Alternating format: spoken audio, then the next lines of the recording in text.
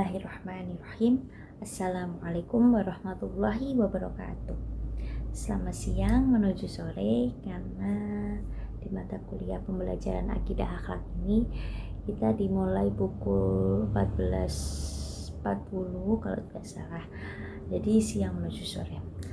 Kami dari kelompok 3 yang beranggotakan saya sendiri Fenina Dwita Kusuma, rekan saya Amrina Rosyada, serta satu lagi Harismatus Sholehah. Di sini kelompok kami akan menerangkan tentang adab kepada orang tua serta adab terhadap guru. Sebelum kita memasuki ke materi tersebut, sebelumnya saya ingin bertanya, apa sih itu adab? Ada yang tahu? Oke, adab itu menurut bahasa Arab adalah tata krama, budi pekerti, ataupun sopan santun. Secara keseluruhan, adab adalah segala bentuk sikap, perilaku, atau tata cara hidup yang mencerminkan nilai sopan santun, kehalusan, tata krama, maupun akhlak.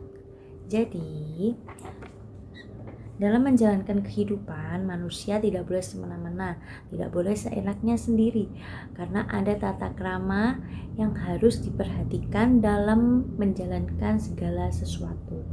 Itulah yang sudah diajarkan tentunya. Tentunya kita juga pernah mempelajari hal itu dan kalian juga pernah mempelajarinya. Tentunya sedikit demi sedikit sudah mengetahui ya tentang adab, tata krama, ataupun akhlak. Dan itulah yang sudah diajarkan, ada adab yang harus diikuti ataupun dijalankan serta harus diperhatikan dalam melakukan segala hal. Karena ketika kita menggunakan sopan santun yang baik, tata krama yang baik, maka hidupnya juga akan menjadi lebih tenang. Orang-orang juga akan suka melihatnya. Nah, itu sekilas tentang adab. Lalu, apa sih adab terhadap guru? Bagaimana sih adab terhadap orang tua yang sebenarnya? Nah, ini rekan saya akan menjelaskan ya. Yang pertama, adab terhadap orang tua.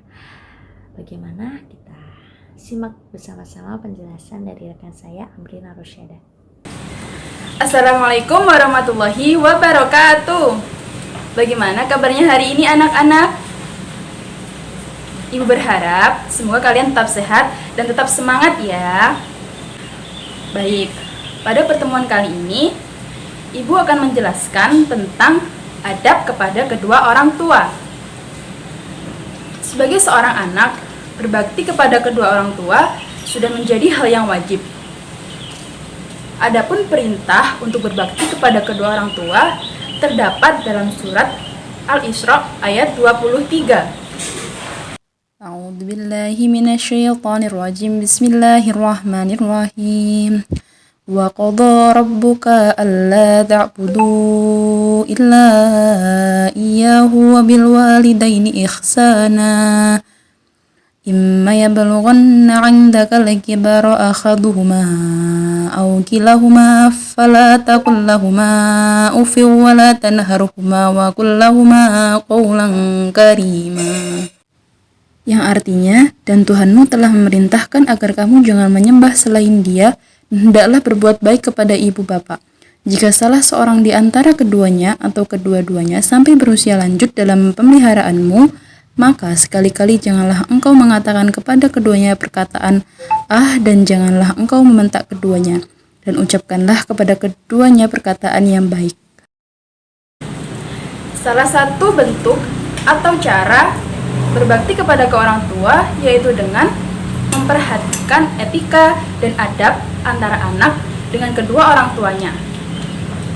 Berikut Ibu akan menyebutkan dan menjelaskan apa saja adab kepada kedua orang tua. Yang pertama, yaitu mencintai dan sayang kepada orang tua. Sebagaimana waktu kita kecil, orang tua kita selalu menyayangi kita dengan penuh kasih sayang. Begitupun dengan kita, yang juga harus sebaliknya senantiasa menyayangi mereka. Yang kedua, yaitu mendengarkan kata-kata orang tua. Sebagai seorang anak, kita harus senantiasa mendengarkan perkataan orang tua, terutama jika orang tua memberikan kita nasihat. Kemudian yang ketiga, yaitu mematuhi perintah orang tua. Selama perintah orang tua tersebut baik dan tidak bertentangan dengan aturan Allah, kita sebagai seorang anak wajib untuk mematuhinya. Ayo, siapa yang di sini masih bermalas-malasan ketika orang tua menyuruh kita mengambilkan sesuatu? Tidak ya, semoga tidak. Kemudian yang keempat, yaitu memenuhi panggilan orang tua. Setiap anak wajib memenuhi panggilan orang tuanya ketika orang tuanya memanggilnya. Bahkan ketika kita sedang melakukan sholat sunnah, kita boleh loh membatalkannya. Karena apa? Untuk segera memenuhi panggilan orang tua kita. Kemudian yang kelima, berdiri ketika orang tua berdiri. Maksudnya apa, Bu? Maksudnya ketika kita berdiri, kemudian orang tua juga berdiri, itu sebagai bentuk kesopanan kita terhadap orang tua. Selain sebagai bentuk kesopanan kita terhadap kedua orang tua kita, hal tersebut juga bisa merupakan sebagai bentuk kesiapan kita untuk membantu mereka. Kemudian yang keenam, yaitu mendoakan kedua orang tua kita, baik mereka masih hidup maupun mereka sudah meninggal dunia. Wajib bagi seorang anak untuk selalu mendoakan kedua orang tuanya. Karena apa? Karena doa anak akan selalu menemani orang tua, bahkan ketika mereka sudah meninggal dunia. Maka berbahagialah dan berbanggalah kedua orang tua kita jika mereka memiliki seorang anak yang selalu mencintai, menyayangi, dan mendoakannya.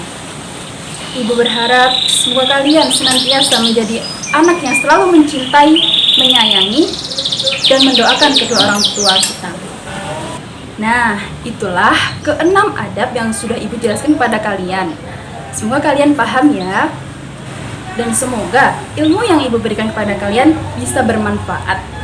Untuk meningkatkan pemahaman kalian mengenai berbakti kepada kedua orang tua, Ibu sudah menyiapkan video untuk kalian simak nantinya ya. Jadi, nanti kalian bisa melihatnya di video setelah ini. Ibu cukupkan sampai di sini. Terima kasih. Wabillahi taufiq wal hidayah. Wassalamualaikum warahmatullahi wabarakatuh. Assalamualaikum anak-anak. Pada pertemuan kali ini, Ibu akan menjelaskan tentang adab anak muslim terhadap orang tua dan guru. Adab terhadap orang tua. Yang pertama yaitu dengarkan kata-kata orang tua. Contohnya, Ani, setelah bermain, jangan lupa mainannya dikembalikan ke tempatnya ya. Kemudian Ani menjawab, baik Bu.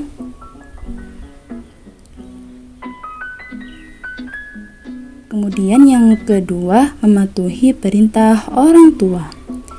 Contohnya, Ani, bermain handphone berlama-lama tidak baik untuk kesehatan. Ayo handphonenya ditaruh terlebih dahulu. Kemudian Ani menjawab, baik Bu. Kemudian yang ketiga, memenuhi panggilan mereka. Contohnya, Ani, kesini dulu nak. Dalam Ibu, ada apa? Nah, itu tadi merupakan adab kepada kedua orang tua. Sebagai anak muslim, kita harus menerapkannya dalam kehidupan sehari-hari ya. Karena apa? Jika kita selalu berbakti kepada kedua orang tua, maka Allah akan sayang kepada kita. Baik, terima kasih. Wassalamualaikum warahmatullahi wabarakatuh. Nah, bagaimana nih penjelasan dari rekan saya Amrina Rosyada tentang adab terhadap orang tua? Masih ada yang ingin ditanyakan mengenai hal itu? Sabar dulu. Sabar dulu ya yang ingin bertanya. Tadi juga sudah ada sedikit cuplikan ya tentang bagaimana adab terhadap orang tua. Dan tentunya Saya yakin kalian juga sudah menjalaninya dalam kehidupan kalian sehari-hari. Dan untuk selanjutnya, bagaimana sih adab terhadap guru? Nah, kita simak penjelasan dari rekan saya, Karismatus Sholihah. Assalamualaikum warahmatullahi wabarakatuh. Bagaimana kabarnya hari ini? Alhamdulillah semua sehat ya. Baik, materi yang akan kita bahas hari ini yaitu adab siswa terhadap guru. Baik, di sini Ibu langsung saja menjelaskan mengenai definisi adab dan contoh adab siswa terhadap guru.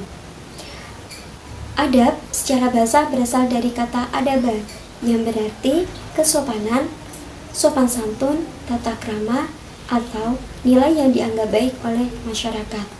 Sedangkan secara istilah, adab adalah segala bentuk sikap, perilaku, atau tata cara hidup yang mencerminkan nilai sopan santun, kehalusan, kebaikan budi pekerti, atau akhlak. Itu tadi definisi mengenai adab. Sekarang Ibu akan memberikan contoh adab siswa terhadap guru. Yang pertama, tidak mencari kesalahan dan kelemahan. Kita sebagai siswa tidak boleh mencari kesalahan dan kelemahan dari seorang guru. Yang kedua, tidak menghibahkannya atau membicarakan keburukan guru di belakang beliau. Yang ketiga, mendoakan guru. Kita sebagai siswa hendaknya mendoakan guru dan tetap mengenang atau mengapresiasi atas ilmu yang sudah diberikan kepada kita. Semoga guru-guru kita senantiasa diberi kesehatan dan kesejahteraan. Yang selanjutnya ada menjaga perkataan. Ketika kita berbicara dengan guru, hendaknya kita berbicara dengan perkataan yang lemah lembut dan rendah hati. Yang selanjutnya yaitu meminta izin ketika mau keluar. Ketika kita mau meninggalkan kelas, hendaknya kita meminta izin kepada guru. Contoh yang berikutnya yaitu taat kepada perintah guru selagi perintah itu tidak menyimpang dari agama. Contoh yang berikutnya, memberikan salam ketika bertemu guru. Hendaknya ketika kita bertemu guru entah itu di sekolah maupun di jalan, kita sebagai siswa hendaknya menyapa dan memberikan salam. Baik, itu tadi yang dapat Ibu sampaikan. Semoga dari sini kalian bisa memahami materi kita pada hari ini. Baik, dari sini saya akhiri. Semoga kalian semua bisa memahami materi yang sudah Ibu sampaikan. Ada kurangnya Ibu mohon maaf. Ibu akhiri. Wassalamualaikum warahmatullahi wabarakatuh. Assalamualaikum warahmatullahi wabarakatuh. Di sini Ibu akan memberikan contoh adab siswa terhadap guru. Yang pertama, memberi salam terhadap guru. Assalamualaikum Pak. Yang kedua, bersikap lembut dan tidak kasar. Kita tidak boleh berbicara kasar terhadap guru. Yang ketiga, izin ketika hendak meninggalkan pelajaran. Ketika mau meninggalkan ruang kelas, memintalah izin kepada Bapak Ibu guru dengan alasan yang tepat. Baik anak-anak, itu tadi contoh adab siswa terhadap guru. Wassalamualaikum warahmatullahi wabarakatuh. Nah, bagaimana nih penjelasan dari rekan saya Karismatus Sholihah tentang adab terhadap guru? Saya yakin kalian juga sudah menerapkannya ya dalam kehidupan kalian. Gak mungkin, gak pernah. Pasti dari SD itu sudah diajarkan bagaimana ada sopan santun yang baik kepada guru kita.